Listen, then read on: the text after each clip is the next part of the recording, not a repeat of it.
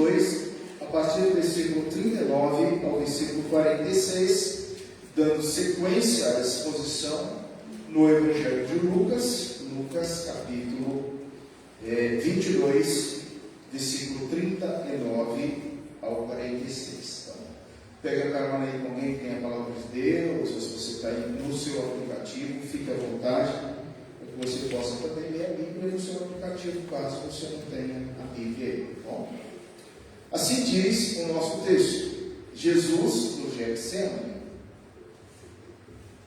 E saindo foi, como de costume, para o Monte das Oliveiras, e os discípulos o acompanharam. A igreja quer participar, lembra?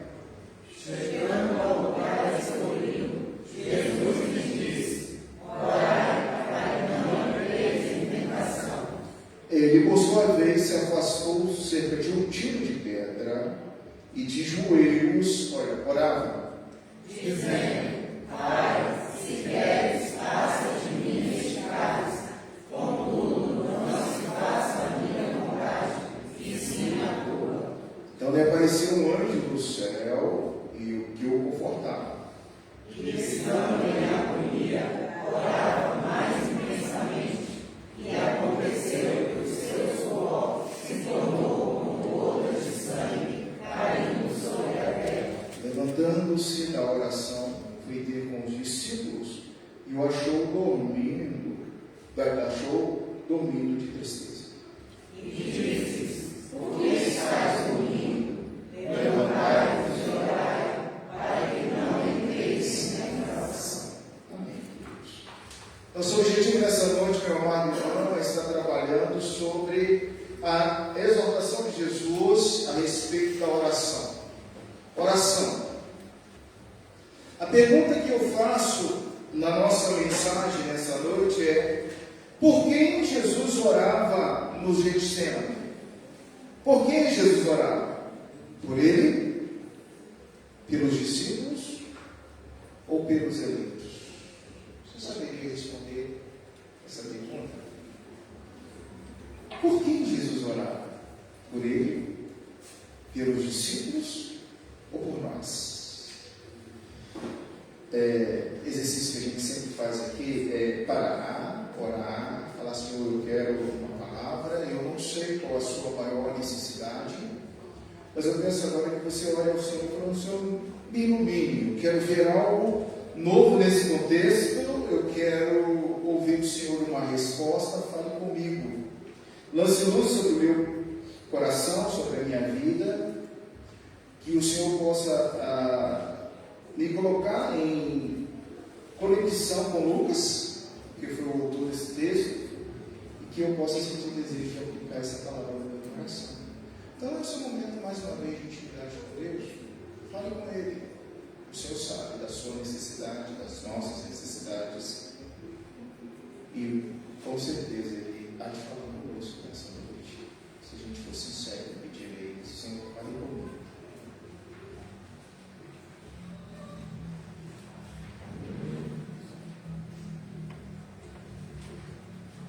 Pai, o teu texto foi lido, temos, ó Deus, a responsabilidade de ser boca profeta, Senhor, boca do Senhor, nessa noite, através da palavra, para alimentar, Senhor Deus, os nossos corações e as nossas mentes com o recado que o Senhor tem exclusivamente. Então, ó Deus, ilumine, ó Deus, cada irmão, cada irmã, me ilumine na explanação, na exposição da tua palavra. Traz ao nosso pensamento lume, luz, clareza, Senhor, para que possamos fortalecer o nosso pensamento, para que possamos, ó Deus, apertar a nossa consciência e aplicar em nosso coração o teu recado, Senhor. Queremos muito, desejamos muito ouvir a tua voz nesse instante e precisamos aplicar a tua palavra em nossos corações, em nome de Jesus. Amém. Meus irmãos queridos, no contexto anterior, se você observar, as duas espadas foi o assunto tratado no sermão passado.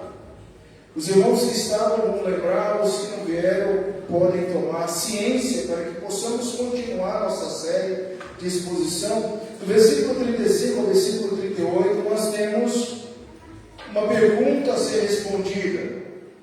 Aliás, eu quero perguntar, como é que foi sua semana? Você teve surpresas? Eu tive algumas surpresas.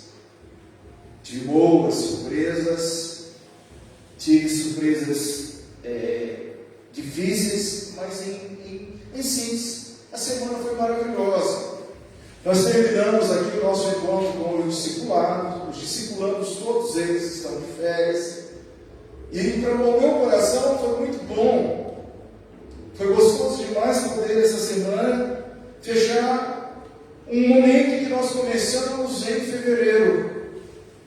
Uma jornada que nós começamos em fevereiro. E a primeira turma começou há 3 anos. Há 3 anos atrás, você imagina.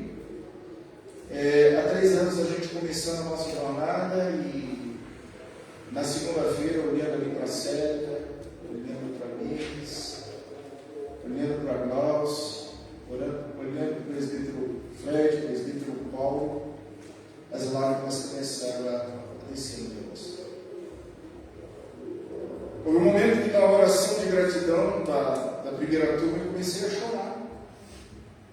E foi um momento gostoso, de surpresa, porque quando a gente relembra na nossa mente os momentos que nós passamos, quantas lutas durante esses 3 anos, esses irmãos passaram e nós passávamos juntos ali, orando, chorando, orando, rindo, celebrando, e de repente, até as pipocas, e na mente da gente, os momentos que a gente comia pipocas ali, rindo, uma alegria tão gostosa, uma surpresa tão gostosa, que me fez lembrar desse sermão, que me fez pensar em 3 verbos que foi bem colocado, quando as surpresas vêm em tempos difíceis, que esses discípulos que estão aqui vão passar ainda, eles vão passar por esses momentos, terão essas surpresas.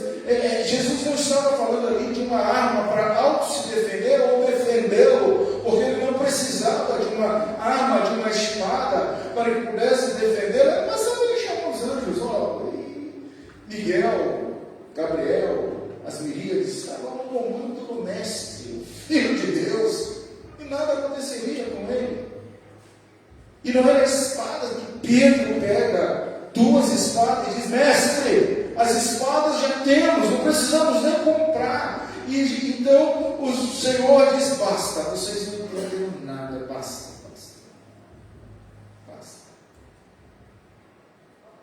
Em meio às surpresas que a vida nos reservam, 3 verbos são importantes, 3 coisas são importantes aqui, são 3 verbos mesmo. Ter ânimo, a outra qualidade, uma qualidade de coragem, e não esmorecer na fé. São 2 verbos.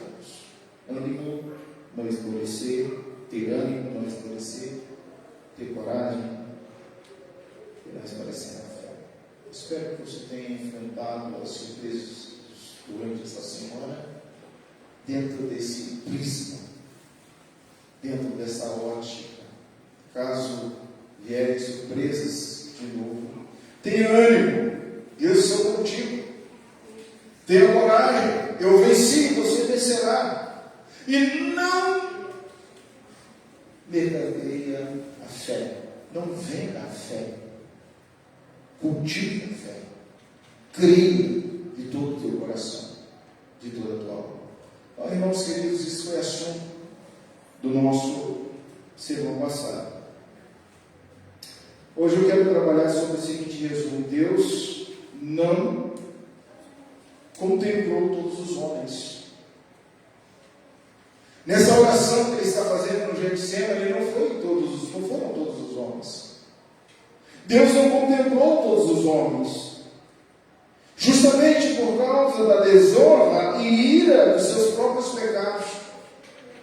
Se Deus não contemplou todos os homens, é visto que essa oração, e a gente já começa a pensar em torno daquela pergunta introdutória, por quem Jesus ora no monte, na entrada do Jardim das Oliveiras? Por quem? Ele ora por eles? Sim, ele está orando por ele. Ele ora por aqueles discípulos, correto. Mas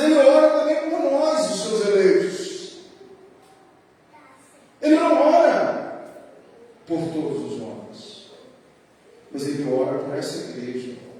Ele ora por você. Ele ora pela sua casa. Ele ora pelos seus escolhidos. Ele ora uma oração semelhante àquele de João, capítulo 17, que está muito próximo e perto desse texto, desse contexto, que é a oração sacerdotal. E falando em oração sacerdotal, aprendemos o quanto fazemos parte de um reino de sacerdotes, não é, irmã Cleusa, não é, irmã Gelaina? O quanto é importante você ser uma pessoa de intercessão, de oração, de colocar-se na brecha, intercedendo uns pelos outros, pela igreja, pela família, pela cidade, pelo país, pelo mundo, pelas autoridades constituídas. E somos comissionados a dobrar os nossos joelhos e exercer o ofício que Jesus estava exercendo minutos ou horas antes do seu padecimento, da sua crucificação. A oração. E você, sincero com vocês, não existe um modelo tão claro, tão óbvio que Jesus intercedia aqui. Ele estava intercedendo. A oração do Mestre foi uma oração que não contemplou todos os homens, por causa da desonra e por causa da própria ira de Deus Pai pelos pecados daqueles que nunca serão eleitos, nunca serão salvos, nunca serão escolhidos, não foram contemplados por essa oração. Mas como eu estou ministrando num grupo bem específico de pessoas que são filhos de Deus, você entende que essa oração foi por você. É isso que a gente vai ver aqui. Um pouquinho mais. Estamos ainda na quinta-feira, sabedores de que a sexta-feira chega no capítulo 23. Observemos o versículo 39, e saindo foi como de costume. A palavra no verso 39 era a palavra de costume, hábito, sempre, continuadamente. Jesus orava e procurava um monte para orar, e procurava um lugar sossegado para conversar com o Pai. Era hábito do Mestre. Se Jesus orava sistematicamente, continuamente, de costume, a grande pergunta que eu faço aqui é por que nós não temos o hábito de orar constantemente, ou oramos pouco, ou começamos a orar e esquecemos de orar, ou temos preguiça de orar, ou deixamos um grupo pequeno de pessoas que gostam de orar, e nós não praticamos a oração. Eu quero dizer que 85% dos seus problemas serão resolvidos quando você dobrar os seus joelhos e falar com o Senhor. Eu tenho experimentado, irmãos, as respostas do Senhor no silêncio. Uma oração que flui do meu coração sem abrir a boca. E Deus responde imediatamente. Costume fazer esse tipo de oração. Você e Deus. Senhor, eu não preciso abrir a minha boca, porque Senhor, Tu me sondas e me conheces, o Senhor é onisciente, o Senhor sabe de todas as coisas. Pai Celeste, é eu e o Senhor, mais ninguém. Jesus, irmãos, Ele deixou esse exemplo para nós, para você. O verso 39, o próprio fato de Jesus agir desta forma, desta maneira, nos remete ao capítulo 21, ao versículo 37, e daí, é só voltar um pouquinho, você lê assim também, quando vires acontecer essas coisas, sabeis que está próximo o reino de Deus, uma exortação a respeito da observância da figueira e de todas as árvores. A parábola da figueira e a exortação à vigilância está em ligação com a oração. Vigiai e orai, orai e vigiai. A gente precisa aprender com esse contexto. E quando observamos, irmãos, que o quão bondoso, o quão apto é, e quando você observa aqui, no capítulo 21, 36, 37, vigiai, pois, todo o tempo, orando, para que possais escapar de todas essas coisas dentro dessa parábola, para que tenha que suceder e estar em pé na presença do Filho do Homem. Jesus ensinava todos os dias no templo, mas à noite ele saindo ia pousar num monte chamado das Oliveiras. Ele ia para aquele monte, era um monte de encontro com o Pai em oração. Só que dessa vez era uma oração diferente, 100% humana. Ele começa a levar sobre si as nossas dores, as nossas tensões, os nossos pecados, e ele vai buscar no Pai, natureza humana, nossa natureza. O que você faz quando você está passando por lutas, por problemas, e você não sabe lidar? Talvez você entrou nessa igreja hoje preocupado com uma série de coisas com a sua vida, com o amanhã, com o day after. O que tal você agora entregar nas mãos do Senhor em oração? Senhor, Tu me sondas e me conheces, o Senhor sabe de todas as coisas. E o mestre mais uma vez ali, de joelhos, falava. O versículo 39 nos mostra a atitude do Senhor. As pessoas, quando sabem que quer ir a um lugar costumeiro e sabem que pode haver alguns perigos, elas se preparam para passar, para atravessar a noite, para atravessar a montanha, para atravessar o local. E Jesus, está plenamente ciente do fato de Judas. A qualquer momento Judas poderia fugir. Ele sabia da artimanha de Judas, o traidor, que conhecia muito bem os hábitos de Jesus, que sabia que Jesus ia ao monte orar e ficava à noite sozinho. O perigo, a consumação estava para acontecer. Podemos vê-lo avançando pelo caminho sinuoso, subindo aquelas pedras, aquele caminhozinho dentro do jardim e avançando pelo caminho, como diz o verso 11, uma vez dentro do jardim, somente por 3 discípulos que estavam com ele, os mais chegados. O pastor está em vias de dar a sua vida pelas ovelhas. E ele tem que fazer o sacrifício, ele tem que se preparar para ser o sacrifício voluntário, definitivo, o único tipo de sacrifício que seria suficiente com a expiação pelos pecados de todos quando põe a sua confiança em Deus. Ele tinha que estar em intimidade com o seu Pai. Verso 40. Chegando ao lugar escolhido, Jesus lhe disse: orai para que não entreis em tentação. Quão maravilhoso e atento é o nosso Mestre! Quão grande é o seu coração, tão grande que mesmo durante essa noite amarga, a dor há de chegar, e ele então, com o seu coração se derrama, não só por eles, mas pelos discípulos também, não só por ele, mas pelos discípulos. O líder seria capturado, a ira logo seria lançada contra o que estivesse seguindo, e com resultado, agora esses discípulos seriam tentados a negar a seguir. E foi isso que aconteceu. O que acontece com Pedro? É o que vai acontecer com Pedro.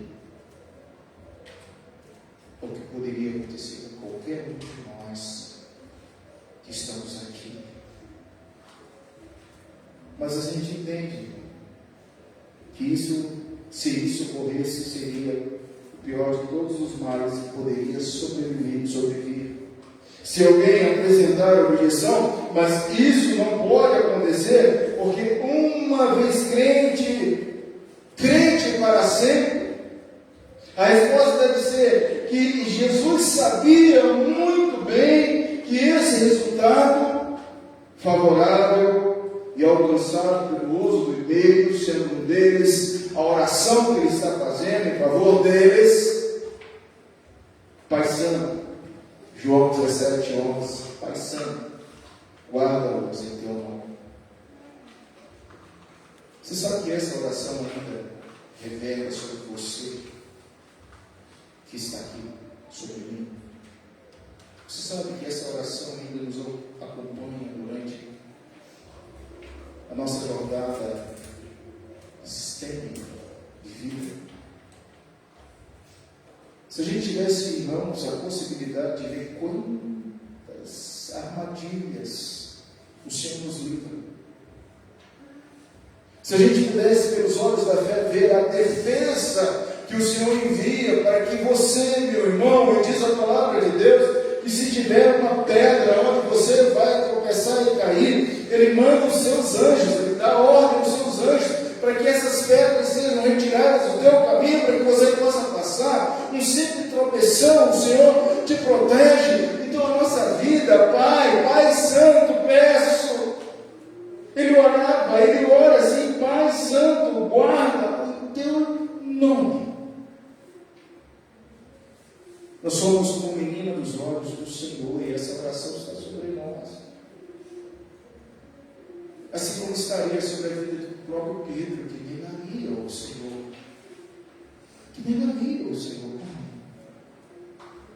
Eu não vou estar mais ao lado de Pedro, eu não vou estar mais ao lado de João, eu não vou estar mais ao lado de Tiago, eu não vou estar mais ao lado dessa equipe. Pai, mas guarda-nos. Guarda a igreja, Senhor. Guarda a família do pastor, guarda a família do presbítero, do Tiago, do irmão, guarda o irmão, guarda dos vícios, das drogas, dos homens maus, guarde, Senhor, dos adultérios, das prostituições, guarda dos subornos, das corrupções, guarde dos ladrões, dos malas, dos assassinos, guarde, Senhor.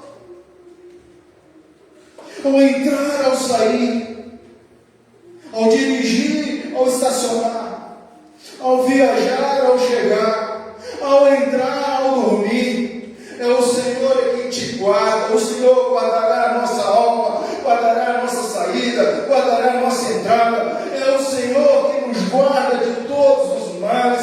Essa oração reverberra sobre os eleitos, sobre a igreja do Senhor. Em suas orações em favor de si mesmos, ele assim insiste com eles para que orem. Veja, no verso 40. Se você não está orando, meu irmão, ou se você está orando pouco, o meu desejo nessa noite é te estimular a orar. Orar quando você quer. Orar quando você não quer. Orar quando você está impossibilitado de fechar os seus olhos. Orar com os olhos abertos. Orar, orar, orar, orar. O meu desejo é que você tenha intimidade com Deus através da oração. E, irmãos queridos, essa é a arma poderosa que o Senhor deixou para você. Seja um crente ágil, esperto, inteligente, íntimo com Deus, que ore sem cessar. Não entre na engrenagem das espadas materiais, mas use a palavra que é a espada do Espírito, que está lá em Efésios, que nós já descobrimos tudo isso. Ore a Bíblia, adore ao Senhor, adore o seu coração. A história diz que a rainha da Inglaterra temia mais as orações do servo de Deus do que os exércitos dos outros estados. Está escrito isso. Quando a gente entender, irmãos, que nós somos o povo mais abençoado dessa terra, mais rico desse mundo, porque temos um Deus que tudo tem, tudo pode, nós vamos orar mais. E esse verbo orai é um imperativo. O grego coloca aí ordem. Prosexomai significa dobre os seus joelhos. É de genuflexo, é de abaixar, é de colocar o rosto no pó, na terra. Talvez ainda haja esperança. Bote o seu rosto no pó. Oração, na palavra original, no grego, é dobrar os seus joelhos, ou seja, sonar. Graças te dou, Deus, porque eu nasci homem, dou o dízimo da hortelã, do cominho, eu não sou como esses. Epa, que oração é essa? Senhor, tenha misericórdia de mim. Chega a orar. Não sei orar. Meu irmão, qual foi a última vez que você orou humildemente? Sem decretar, sem ordenar, sem exigir. Foi isso que você.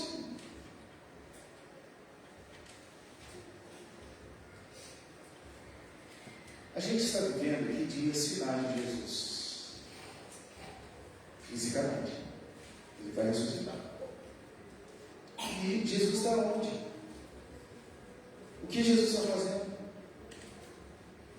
Versos 41 e 42, note o seguinte: há um tiro de pedra, provavelmente dos 8 discípulos, perto da entrada do jardim. Os 3 discípulos estariam ainda suficientemente perto de Jesus para ver e ouvir o que ele dizia.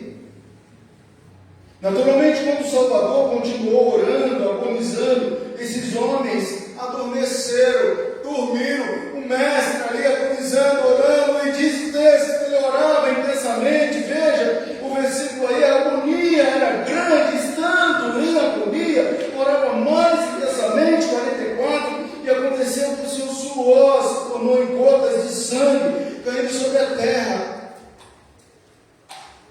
Irmãos queridos, quanto à oração de Cristo, como se acha aqui registrado? Um cuidadoso estudo das 3 petições distintas anota em Mateus capítulo 26, 39, 42 e 44, são textos sinóticos que repetem esse assunto, sendo idêntica a segunda e a terceira, mostra que a oração única. O Lucas é médico. Você não pode esquecer que Lucas é médico. E quando ele aborda essa questão do sangue, ele está abordando na temática e na ciência da medicina. Como é que o nosso suor pode transformar em sangue? Ele reproduz finalmente a essência das 3 petições em Mateus. Veja também lá em Hebreus 5:7, Jesus ofereceu orações de súplicas em alta voz e com lágrimas. É impossível misturar um mistério de horror que Jesus experimentou no Getsemane. Não podemos ser equivocados demais se afirmarmos que ele havia tido visão antecipada das agonias da crucificação que se aproximava. Natureza divina ele sente, ele vê a coroa, lança, dor, escárnio por você, por mim.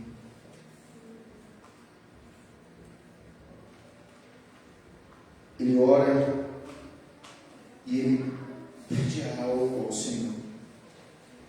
O texto diz: ele orou e disse: esse cálice é terrível, é tudo demais. A experiência iminente, cujo clima seria a cruz e o senso completo do abandono do Pai nesse instante, é algo que ele nunca tinha vivido antes. Aonde estava, Senhor? O meu Pai. Mas Pai, com tristeza, levantando-se em oração, ele diz: Pai, todavia, diz o verso 42, dizendo: Pai, se queres, passa de mim esse cálice, contudo, não faça a minha vontade, mas a tua. Até esse momento a gente aprende a oração do Senhor. Quantas vezes a gente quer que Deus faça a minha vontade, o meu desejo? Quantas vezes, irmãos, nós estamos orando dessa forma: Senhor, é isto que eu quero. Se não for dessa forma, não valerá. Se não for dessa maneira, tu não és Deus. Se o Senhor não me responder do jeito que eu quero, eu abandono a fé, eu volto para o Egito, eu volto para a velha vida, eu me furto, eu deixo de ser o Senhor, como se fosse uma troca, como se o Senhor necessitasse de você.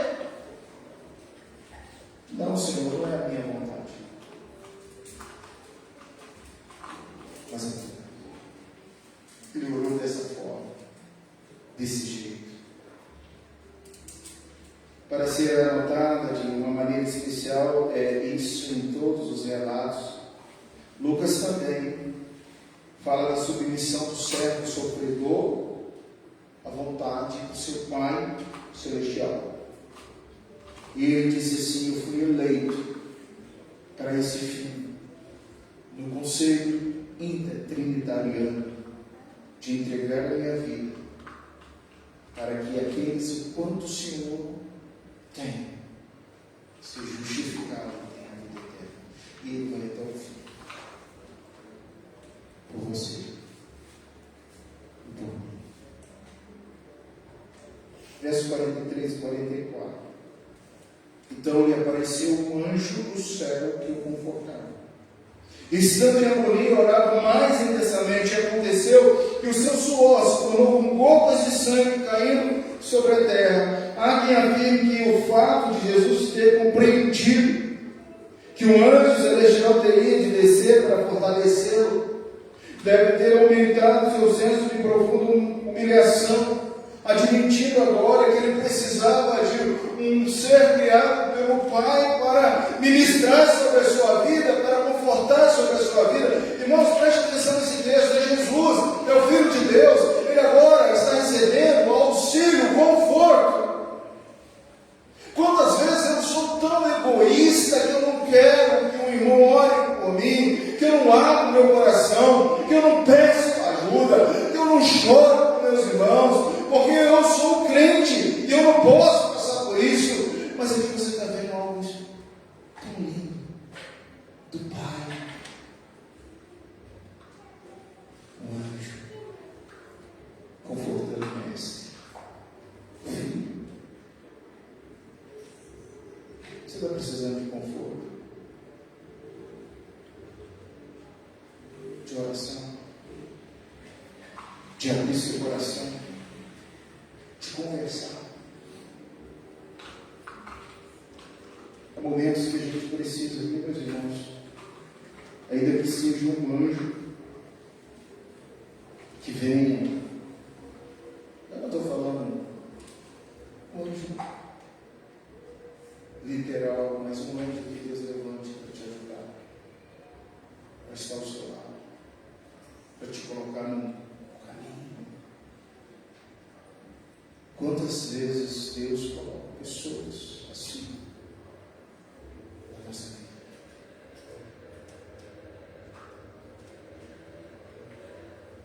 Não era o Pai, afinal de contas, que enviaria o anjo. O ponto que o principal é que precisamos ter em mente é que certamente que a angústia que produziu esse fenômeno foi por nós, e era uma indicação do eterno amor do Salvador pelos pobres pecadores perdidos, que viria buscar a remissão do próprio Cristo Jesus. Entre outras palavras, se for preciso, o Pai manda um anjo para te confortar, mas seja fiel até a morte. Ser fiel até a morte. E os dois últimos versículos. Quando Jesus voltou aos 3 discípulos e perguntou: por que vocês estão dormindo? Esse sono me perturba, meus irmãos. Porque diante das lutas, diante das dores, diante das dificuldades, nós estamos dormindo. A igreja está dormindo. Fazemos jus ao nosso hino nacional, deitados eternamente. Não é um berço esplêndido, mas uma antagonia profunda em que nosso sono, nossa letargia, nossa moralidade demora demais, igreja, para levantar em oração, em clamor ao Senhor e estar vigiando. O tema aqui é orar, e nós vamos dormindo. Parece que é melhor dormir, porque quando você acordar, vai ser como uma caixinha mágica, todos os seus problemas terão sido solucionados. Não é isso. Não é dessa forma. Você precisa falar.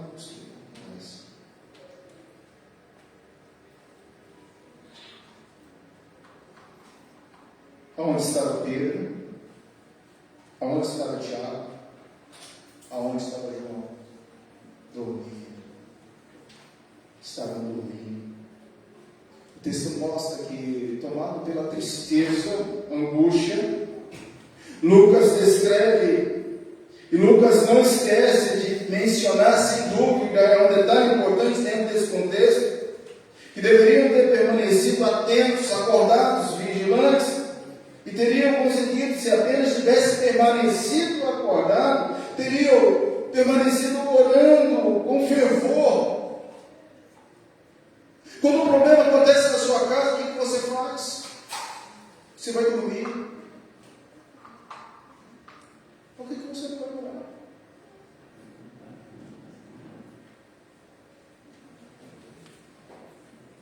Jesus estava disposto a perdoar enquanto permanecia gritando, seus olhos sempre com ternura.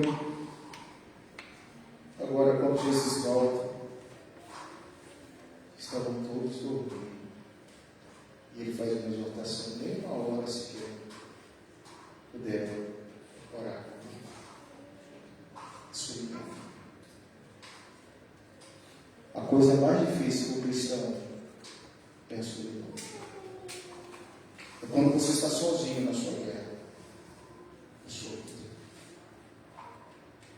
Quando você não tem uma igreja que ora por você, uma equipe de discipulado que se importa com você, um irmão que vigia com você, é você na sua solidão, Jesus na solidão, orando e os discípulos dormindo. Então, talvez, irmãos, depois desse curto período de tempo, Jesus dirige novamente aos adormecidos, aos sonolentos, aos discípulos cansados: levante-se e orem, para que vocês não entrem em tentação. Vão orar, esteja de ferro orando. Quando a gente olha para esse texto que antecede a sua prisão, e veja logo abaixo, Judas chega. Jesus também diz: tudo começa. Nosso próximo encontro a gente vai ver a prisão de Jesus. E ele passou a noite orando por ele, pelos discípulos e por nós. A confissão de fé, capítulo 3 dos Eternos Decretos de Deus, trabalha no inciso 7: o resto dos homens que Deus serviu, não contemplaram e ordenados para a desonra e ira por causa dos seus pecados.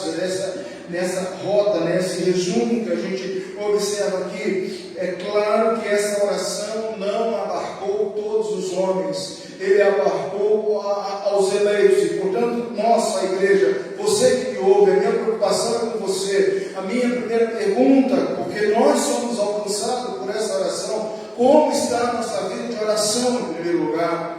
Será que nós estamos sonolentos e dormindo, achando que tudo vai resolver num abracadabra, numa varinha que vai mudar a nossa história? Ou será que nós vamos ter que ter ânimo, postura, decisão, firmeza, fé para encarar os obstáculos que vêm e só vamos vencer se o Senhor for por nós? Como está a nossa vida?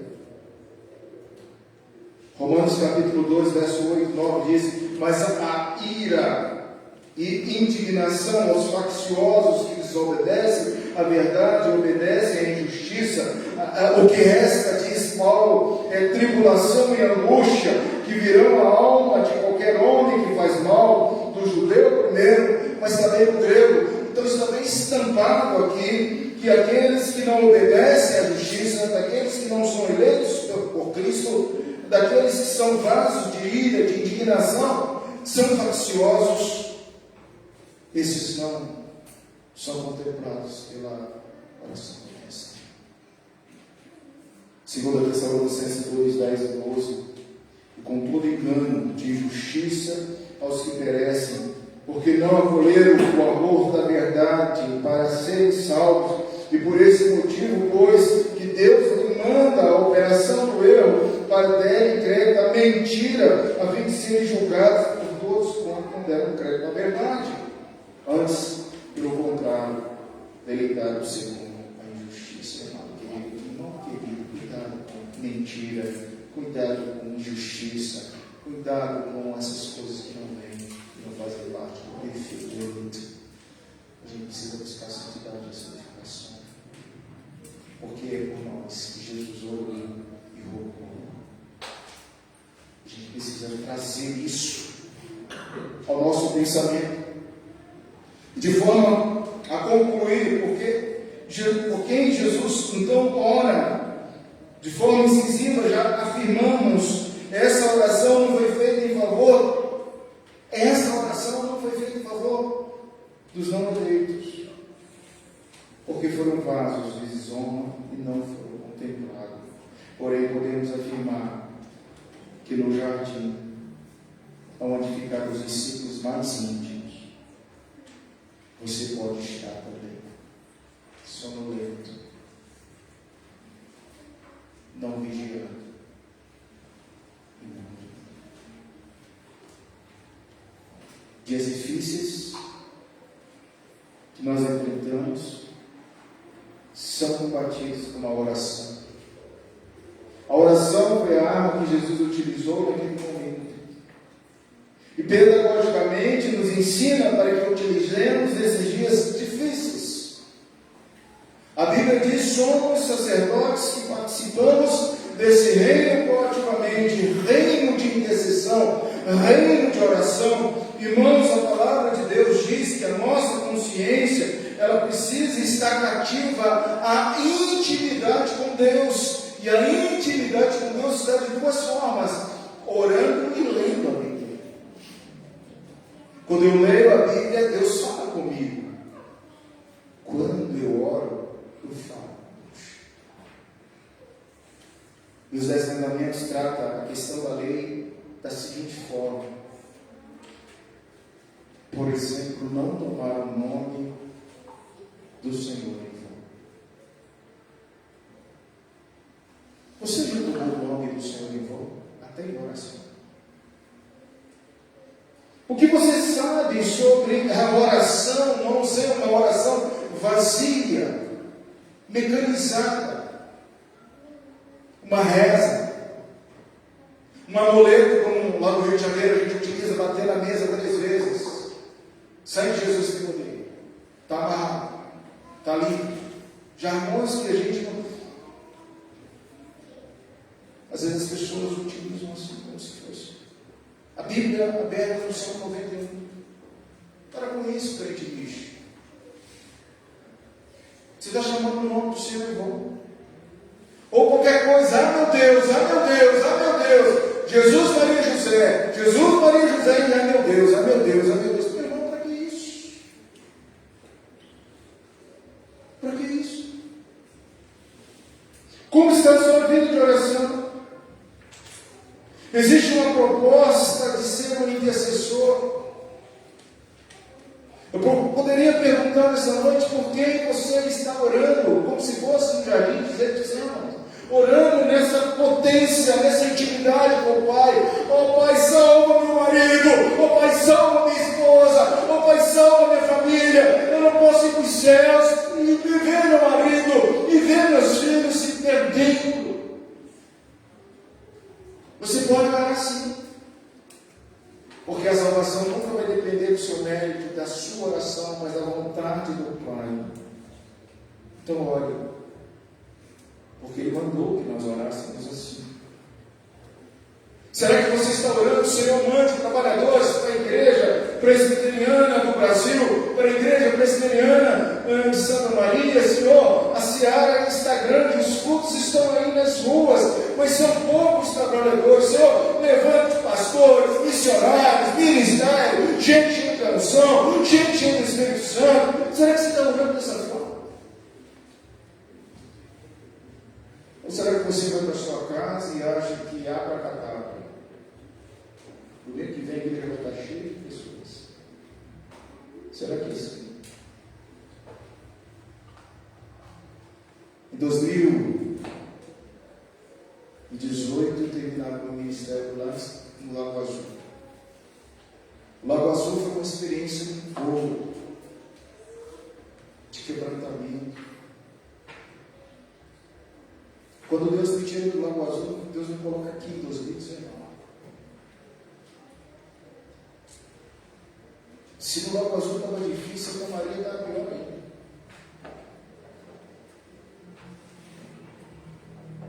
Vocês não sabem. A igreja morrendo, sem pessoas, sem gente para cantar, sem gente para pregar. Mas havia uma pessoa que chorava em oração nessa igreja. Não vou falar o nome. E com ele, no seu meio, começamos a orar e começamos a falar: Pai, muda a história da nossa igreja. Senhor, o que está acontecendo com esse povo? O que está acontecendo com essa igreja? Senhor, traga pessoas. Senhor, mobiliza essa igreja. 2019. Você estava aqui, você sabe disso. Mas a pergunta e a crítica que eu faço hoje em 2024. Quantas vezes o seu coração se acendeu para orar dessa forma depois desse período? Deus foi trazendo cada vidinho que está aqui, você que está aqui, querido, ser fruto das orações de 2019. Choro, esse canto que saborda o diácono. Choro, dificuldade. A gente precisa orar dessa forma. Por que você está intercedendo? Por que você está intercedendo? Qual é o propósito da sua oração? É uma ordem ser intercessor, não é uma opção, é uma ordem de Deus. Pare de fazer orações vazias, pare de orar sem sentido, torne a sua vida uma vida de oração contínua. Quanto tempo você ora? Todas as horas. Isso que eu estou orando. Trabalhando, orando, dirigindo, orando, vindo para cá, orando. Orar sem orar.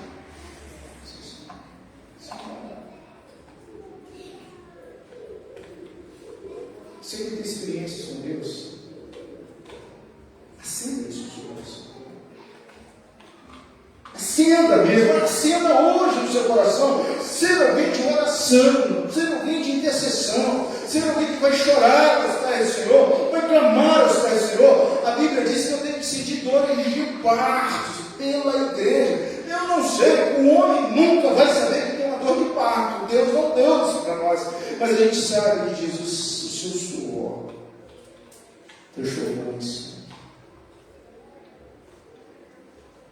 Irmão, dia que você orasse, sua vida vai mudar. Sua casa vai mudar. Sua igreja vai mudar. O Brasil vai mudar. As nações terão medo do Brasil por causa das orações dos crentes. Tenha certeza. Porque Jesus ensinou isso para nós. Pai, se for da tua vontade, remova de mim este cálice. Não obstante, não seja a minha vontade, mas a tua vontade.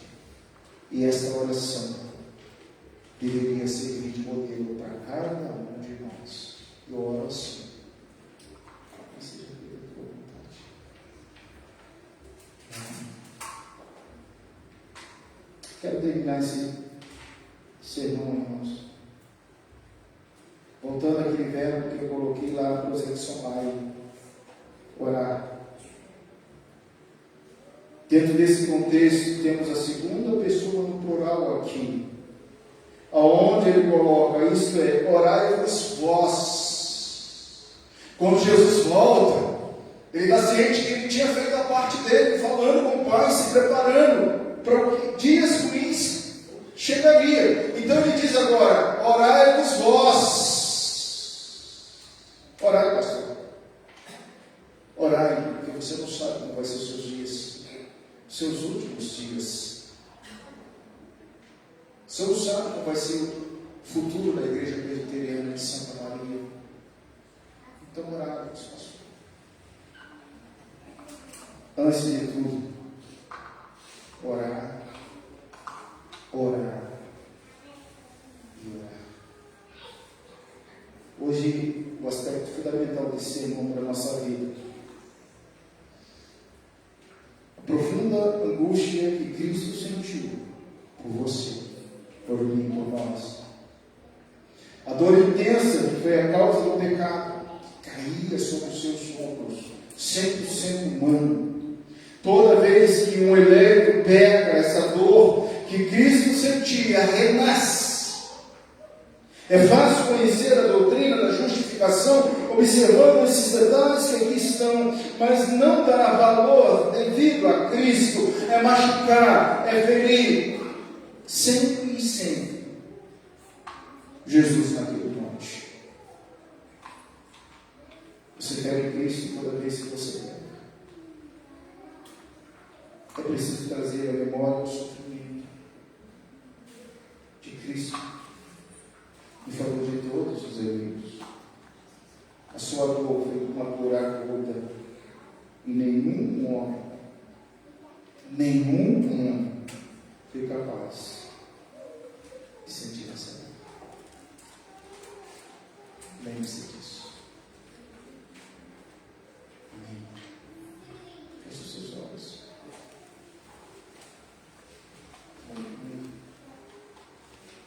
Eu não sei o que o Espírito Santo falou ao seu nessa noite, mas eu desejo que sua vida mude. Se você sair daqui fortalecido, com seu coração grato